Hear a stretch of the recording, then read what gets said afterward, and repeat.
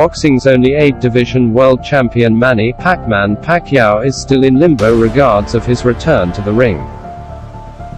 Pacquiao captured the WBA welterweight title against the unbeaten Thurman and hasn't set foot in the boxing ring since his victory on 2019. The WBA stripped Pacquiao of his title due to inactivity and named him champion in recess while elevating Cuban Yordenis Ugas to super champion status. On top of Pacquiao's wish list of opponents is 4-division champion Mikey Garcia, who only has one professional defeat, and that was at welterweight to Errol Spence Jr. Pacquiao and Mikey would be a great battle.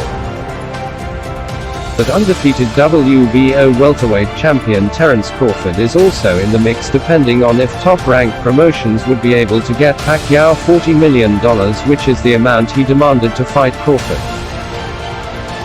Now, let's take a closer look on Pacquiao versus Garcia.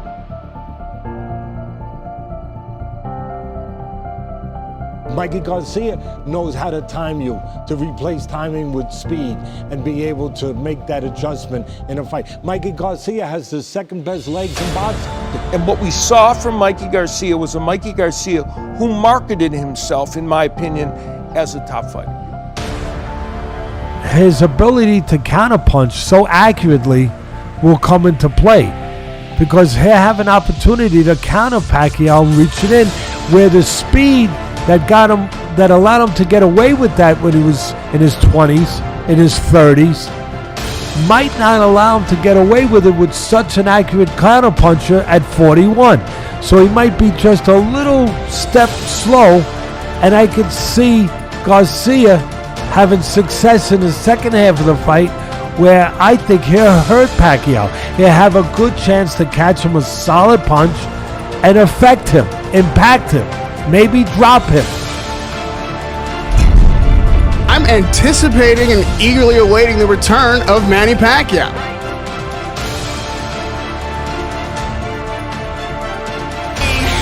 You say you're going to retire Manny Pacquiao the same way he retired Oscar de la Hoya.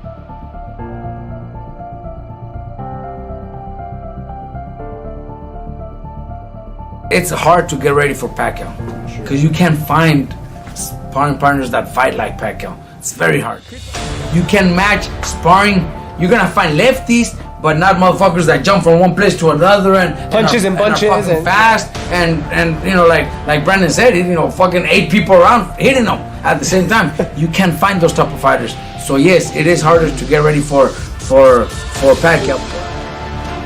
After the fight, you said you had never felt power like that, and I thought, really, Shane's fought big guys and punches like Forrest twice, Vargas twice, De La Hoya twice, Miguel Cotto, Ricardo Mayorga. But Pacquiao was the guy who you felt the most power from. That little guy? That's my reaction. It's not that it feel that much power ever. It was the way he threw the punch, how it felt. And it felt hard. It felt like a snapping punch. It was kind of like snapping. And then when I went down, it seemed like it could have been a flash. Like when I got up, I felt the effects of still feel a little dizzy. I'm like, wow, that's interesting that this little guy hits me with a little left hand that I seen it coming, and he hits me and I go down. And I'm in the ring with heavyweights, light heavyweights. I'm in the ring with anybody. The difference with Manny is that Manny's fast. Like you don't see the punches coming. So what can hurt you is his speed, because when you receive a punch, that's what can put you down. Now as for Mikey, he likes to put a lot of power behind his shots, and he does have a solid punch. I think he's a solid punch. He has a solid punch. That's the best way to put it. You know, solid.